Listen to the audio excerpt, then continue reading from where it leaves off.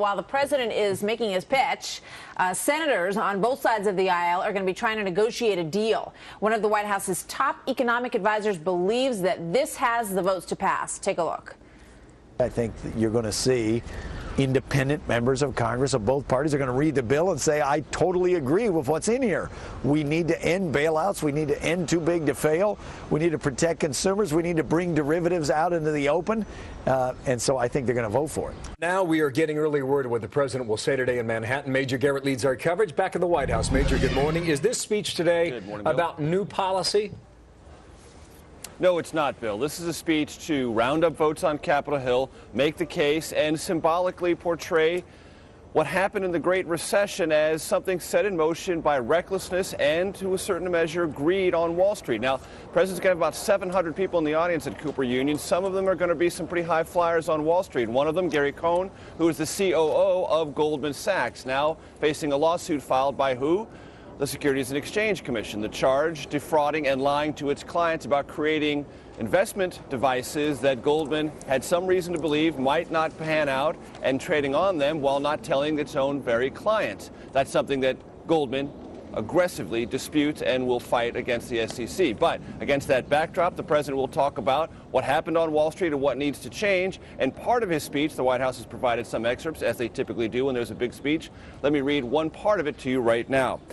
Some on Wall Street, the president will say, forgot that behind every dollar traded or leveraged, there is a family looking to buy a house, pay for an education, open a business, or save for retirement. What happens here has real consequences for our country. Of course, it doesn't take too much to understand what the president's trying to do with this speech, is take the reforms he's pushing against Wall Street, very technical in some cases, hard to work out, and say, in the main, you're either for a changed attitude on Wall Street or you're not, creating that sort of fundamental black and white change, or choice rather, and tell Congress, I dare you to vote for the status quo. We're going to bring John Boehner on next hour. He's already calling this idea a jobs killer. We've heard from the mayor in New York City saying you're going to drive more business out of America. What are the sticking points in getting this through at the moment, Major? One of the biggest sticking points, and there are many, Bill, but let me go with the biggest one. There are in this legislation in the Senate attempts to define what is a big financial institution, what kind of capital requirements it has, how much capital you have to keep to cover your potentially leveraged or risky financial maneuvers. Well, who falls under that umbrella? And that exact definition of how much capital you have to have, who has to have that kind of capital, really is sort of the crux of the matter on Capitol Hill as I've learned it. Because many financial institutions are saying, wait, we don't want to be under that kind of heavy regulatory umbrella, just the big guys. The big guys say, well, wait a minute, we don't want to necessarily be under those kind of capital requirements too. That will limit our ability to deal with our clients, deal with our customers. That's one of the biggest sticking points, among others. What is this Consumer Protection Agency going to do? How many powers is it going to have? Who will run it?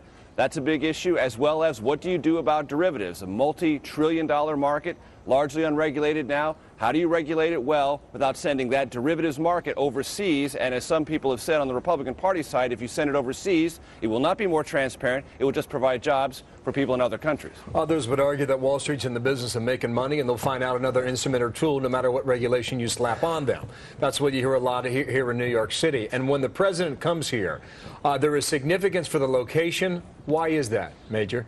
Well, first of all, Cooper Union is a very famous place for presidential speeches. If you go back through, maybe just do a quick Google search on Cooper Union, you can hit Abraham Lincoln. He gave a very famous speech before the Civil War denouncing slavery. Many other presidents have given speeches, famous speeches at Cooper Union. Candidate Obama was there in March of 2008, and he gave a speech about the need for Wall Street to change its ways and the potential coming financial crisis, March of 2008, long before the Wall Street meltdown began. That speech is regarded by the inner circle of Obama as an indication that he knew something was coming, called for change. Now he's going to go back there and say, I was right. We need the change. Let's push it through. Major Garrett leading our coverage from the White House. Major, good to have you on this morning. Thanks. Here's Martha. Thanks, Bill. More. All right, so what is this all about? What does this bill boil down to? And what is it really going to mean for you and for our economy? These are very big, important questions that need to be kept in mind while watching the speech this morning. Stuart Varney of the Fox Business Network joins us live. Stuart, you heard what Major Senator Garrett just said. He said, you know, the president's going to go out there and say, look, Wall Street, you big, you know, big fat cats, as he'd called them. Behind every single transaction is a real person, a real family.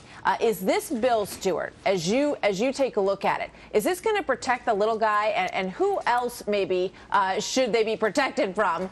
Perhaps Fannie Mae and Freddie Mac, for example. The day after this bill is signed, and it will be signed, the day after, do not wake up in the morning and expect that your credit card, your bank account, your mutual fund, your 401k, your pension money, do not expect any change in the way you handle your own personal money. There will be no immediate impact on individuals. This is a big picture reform in which the big players of the money world are being told how they will organize their money in the future, where they can invest it, how much they can invest. The whole structure, the big picture structure of the financial world is going to change long term. Specifically, you're going to see a slowdown in the rate of growth of the financial industry. It has been the huge job creator of the last generation. It's expanded enormously since the 1980s. That expansion, that job growth will slow down and probably go into reverse. You're going to see more lawsuits. We've got a Consumer Financial Protection Agency, and that's essentially a lawsuit agency. So if you make an investment sometime in the future and they say it wasn't explained properly to me, you're probably going to see quite a few more lawsuits there. So it's a long-term, big picture impact on you and I. You know, there's a lot of demonizing Wall Street going around, and people seem to like the idea of cracking down on them. But what not everyone may realize, and I think what's worth thinking about, is that, you know, with the lack of manufacturing industry that we have in this country right now, it has been diminished greatly. The financial services industry is one of the biggest economic engines of our country. And it's not just for New York, obviously. It extends all across the country. So when you crack down on what Wall Street can and cannot do, and we all understand there were big mistakes made here, but there was also a lot of good stuff and a lot of growth that was also founded during those years. You know, how is that going to impact an attempt at economic growth, Stuart? Well, a couple of points. If you push some economic activity, like these derivatives trading, you push that overseas, Wall Street firms still make the money, but they don't employ people in America. So there's an area where it would be a job killer, to coin a phrase. Secondly, this is a big increase in executive authority, executive power. And that's a kind of a shift. It also shifts the blame for the Great Panic and the Great Recession.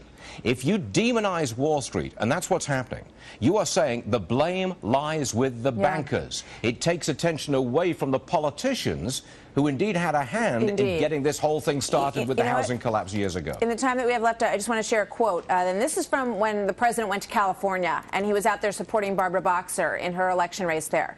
And here's what he said. Let's put this up. He says, in this entire year and a half of cleaning up this mess, it has been tough because the very folks responsible for a large portion of this mess decided to stand on the sidelines.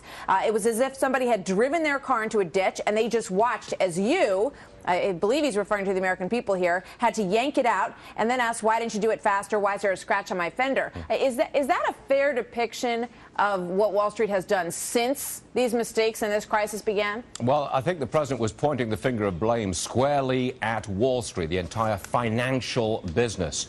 I think there's a lot more blame to be spread around. Regulators, politicians, and yes, the bankers. Spread that blame around, please. Yeah, and the SEC as well, who dropped a lot of balls along the way. And we're going to be watching this very closely. It's very important stuff. And Stuart, we thank you as always for shedding some light on it this morning, as you do so well. Thank you, sir. Thanks, Mom. Have a good day.